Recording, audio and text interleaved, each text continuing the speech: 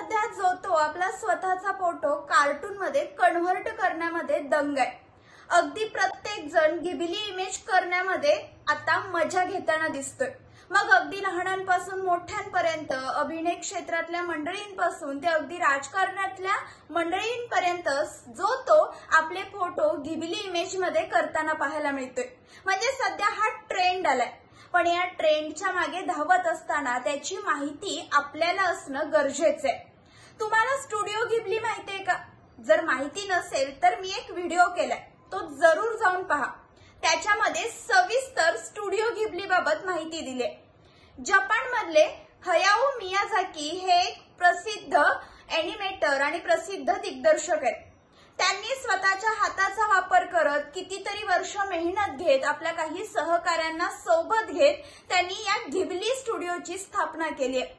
त्यांच्या या स्टुडिओतून तयार झालेल्या चित्रपटाला ऑस्कर पुरस्कार देखील मिळालाय। त्यांनी स्वतःच्या हाताने रेखाटून काही कार्टून्स तयार केलेत।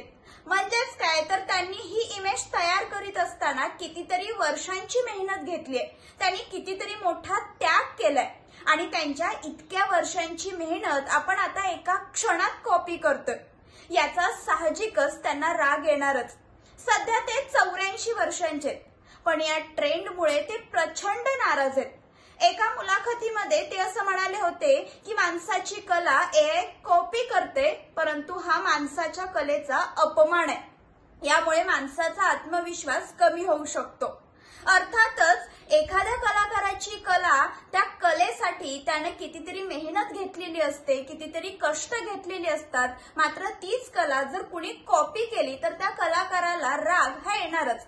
साधे आपण 2 ओळी स्वतः लिहिलेल्या असल्या आणि त्या जर इतर कुणी स्वतःच्या नावावर खपवल्या तर आपली तळपायाची आग अगदी मस्तकापर्यंत जाते।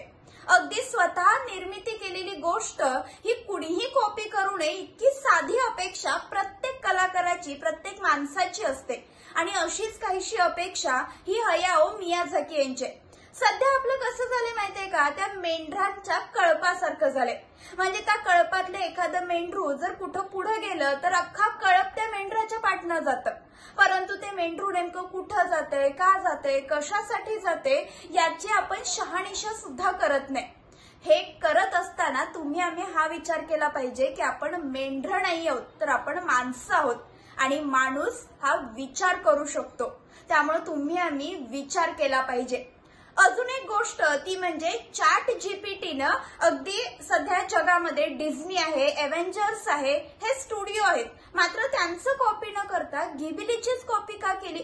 तर त्याच्या मागे सुद्धा एक कारण आहे। ते म्हणजे जगातला जपान हा एकमेव असा देश आहे की तिथं एआयच्या शिक्षणासाठी कॉपीराइट करणं हे अगदी कायदेशीर आहे।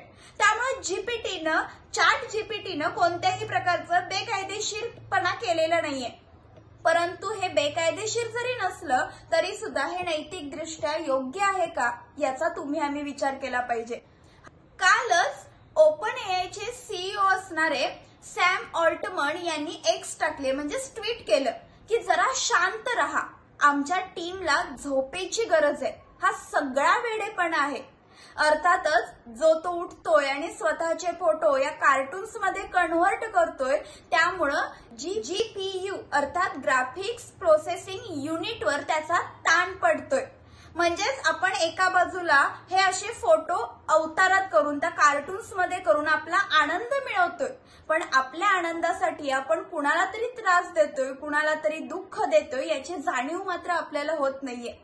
तेव्हा तुम्ही एक कलाकार असाल तर निश्चितच या गोष्टीचा विचार करा, कारण आपण त्या कलेसाठी प्रचंड मेहनत घेतलेली असते, त्या कलेसाठी जीव तोडून आपण काम केलेलं असतं। पण अचानक आपली हीच कला जर कुणी कॉपी केली तर ती आपल्याला सुद्धा सहन होत नाही। तेव्हा या कलेचा आपण आदर राखला पाहिजे। शेवटी मुक्ता चैतन्य यांच्याच भाषेत सांगायचं झालं ना, तर जर तुम्ही या ट्रेंडमध्ये सहभागी झाला असाल ना, तर हयाओ मियाझाकी यांचा आदर राखत तुम्ही जे कार्टून्स मध्ये अवतार केले ते डिलीट करून टाका किंवा इथून पुढे ते अवतार करू नका।